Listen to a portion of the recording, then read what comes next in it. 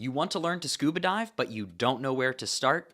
Stick around today to learn how to jump into the best decision that you will ever make. You've been watching dive videos, you've subscribed to dive YouTube channels, and you want to learn to dive, but maybe you're anxious, nervous, or don't know where to start.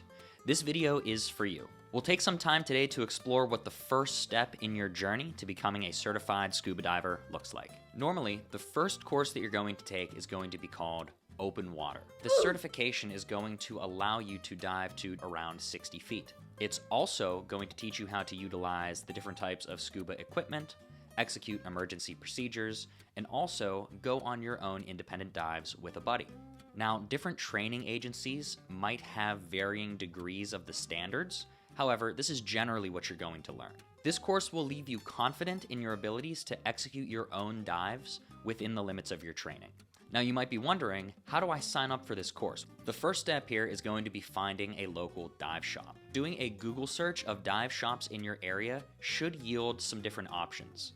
My suggestion would be to find 2 to 3 within your local area and put them on a short list. You'll also see that these shops might be affiliated with one or multiple training agencies. Don't get too wrapped up in the training agency at this point in your diving career.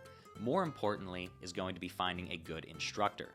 My suggestion would be to call the shops, let them know that you are interested in scuba diving, and have a discussion about the type of diving that you eventually see yourself doing. Now, if you don't feel comfortable calling, you can check to see if they have a Facebook group, an Instagram page, or just simply shoot them an email.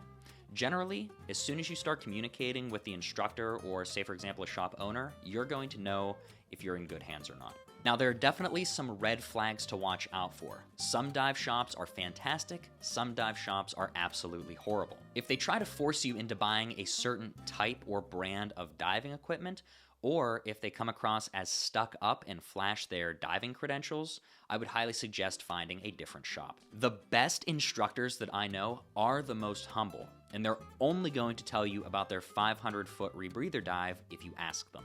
Good dive shops and instructors will be happy to answer all of your questions, provide quotes on equipment, and also discuss your long-term goals and diving career with you. Consider it an interview and make sure they are taking your perspective into account. Now, once you're decided on a shop or an instructor, this is really where the fun begins, because now you can sign up for class and begin that diving journey. Many shops offer in-person training, which is either a few days or over a couple nights during a week, or you might have the option to do e-learning at your own pace and in the leisure of your own home. This portion of the training is exciting. You're going to learn about dive physics and physiology, what you can do, what you shouldn't do, and how the equipment works and why you need those certain types of equipment. Once you've completed all of the classroom prerequisites, it's time to splash in. Once again, training agency standards vary, but the next portion of class is going to be referred to as something along the lines of confined open water. This is where you'll learn how to assemble, don, and effectively use, practically, the equipment that you learned about in class. This is also an opportunity to build confidence in the water, as well as confidence in your equipment and the emergency skills that you'll need to complete in order to be successfully certified. This can include mask flooding, regulator removal and replacement, as well as emergency drills like disconnecting fail open air sources, emergency ascents, and buddy breathing. This portion of the course is a handful of pool sessions over a few days, depending on location and time. Once the classroom and confined open water portions of your course are complete, it's finally time to do your open water checkout dives. Now, I was trained in Western Pennsylvania, so my open water dives were in a cold, spooky, dark quarry. But if you're training down south or in the tropics, your open water checkout dives will probably be much more enjoyable. This portion of the course is going to consist of 4 open water dives, but that might change depending on the training agency, and this is where you will have to demonstrate the emergency skills and the skills that you learned in the pool. After you complete this section of the course, you will be a certified scuba diver, able to conduct your own dives wherever you want, however you want, within the limits of your training. Now, there's some bonus tips and tricks to make this process a lot easier on you. If you're feeling nervous or anxious, that is perfectly normal. Humans are not designed to be operating in an underwater environment. It's foreign to us.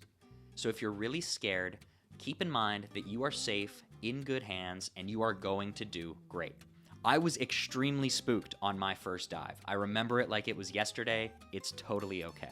Please make sure to show up early.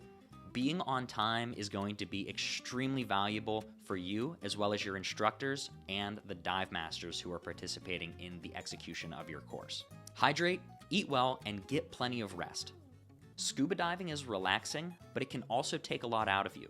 Ensuring that you are properly hydrated, well rested, and have eaten a good breakfast are key to enjoying the entire day and all of your dives that you do. Put your own gear on. If you have questions about the equipment or how to don it, be sure to ask your instructor or a dive master. Make sure that you are building your own dive equipment though. That repetition is going to be invaluable when you eventually do your own dives and there is no instructor there. It is perfectly okay to ask for help, but try to be as self-sufficient as you possibly can be. Finally, don't panic. It's perfectly normal to feel anxious on your first few dives. Just remember that you are perfectly safe. Once you complete the open water portion of your class, congratulations, you are now a scuba diver. There are a lot of ways to progress in training, so make sure that you take your time and enjoy the process.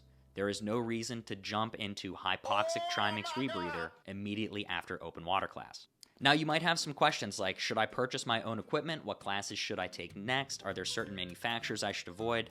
That is all information that we can cover in a subsequent video. The purpose of this video is to motivate you to take that first step.